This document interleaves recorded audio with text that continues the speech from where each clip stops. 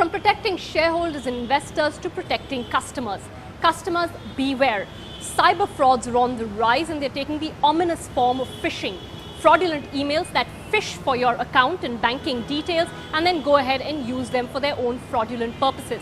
Now, phishing's been around for many years, but it's taking a dangerous turn and scamsters are getting bolder by the day, going as far as soliciting information under the name of prominent people like the Reserve Bank of India Governor. Ritu Jindal finds out how far this has gone and what you can do to protect yourself.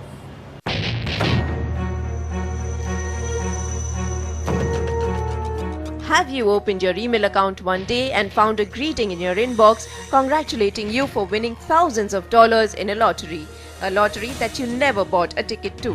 Or even a mail offering you a job with a 6-figure salary only if you pay a small amount to a particular bank account?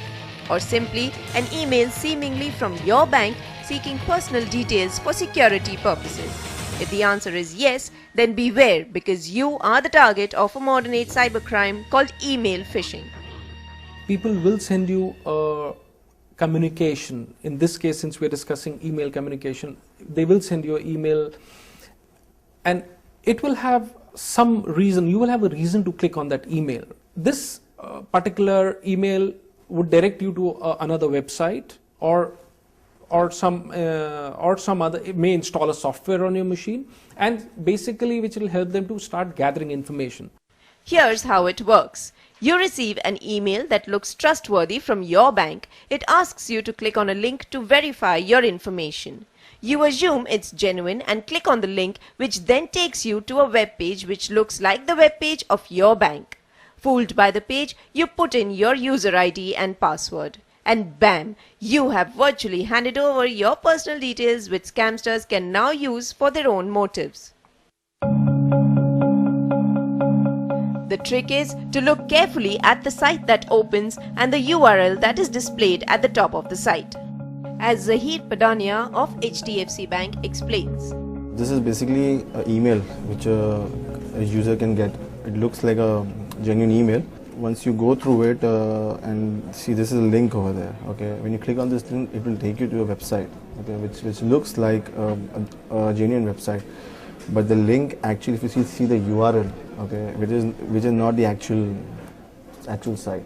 Surprisingly, such cases are no longer limited to banks or little-known financial institutions. Take the case of this email being sent appearing to be from the Reserve Bank of India itself with the governor's picture on it.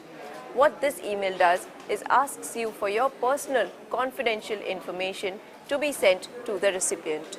Or a very recent example of this email being sent from the IMF, which actually offers you a payment of $1.8 million as compensation. Recent estimates from consulting firms suggest that the largest number of phishing attacks takes place in the US, UK and India. In India alone, every year 3 crore people fall victim to phishing attacks. These attacks claim over 100,000 crore rupee loss annually. These attacks have continued to morph into newer forms, including vishing or voice phishing. Hackers have even found ways to hack new security features introduced by banks like OTPs or one-time passwords. Maximum amount of phishing attacks happen on our Indian banks, and the statistics are very wild. Every minute there are almost 80 attacks, around 80 phishing attacks on this Indian banks network.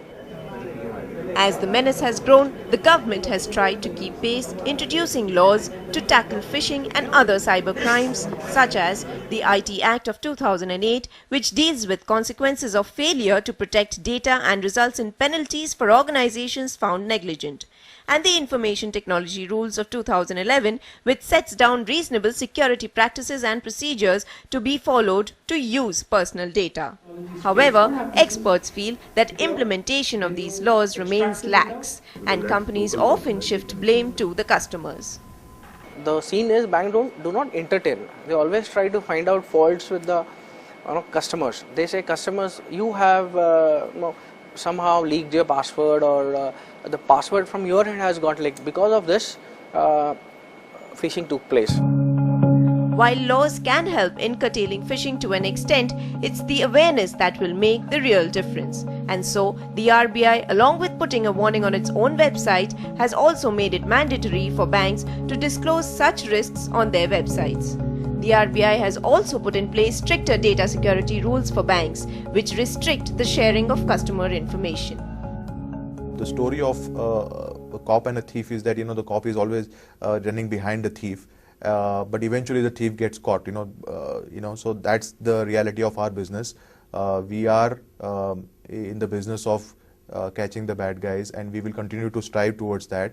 While email phishing remains an inconvenient menace in today's world of smartphones and tablet PCs, it is high time that our legal system and regulators wake up to the fact that they have to keep pace with these hackers who only keep getting smarter day by day.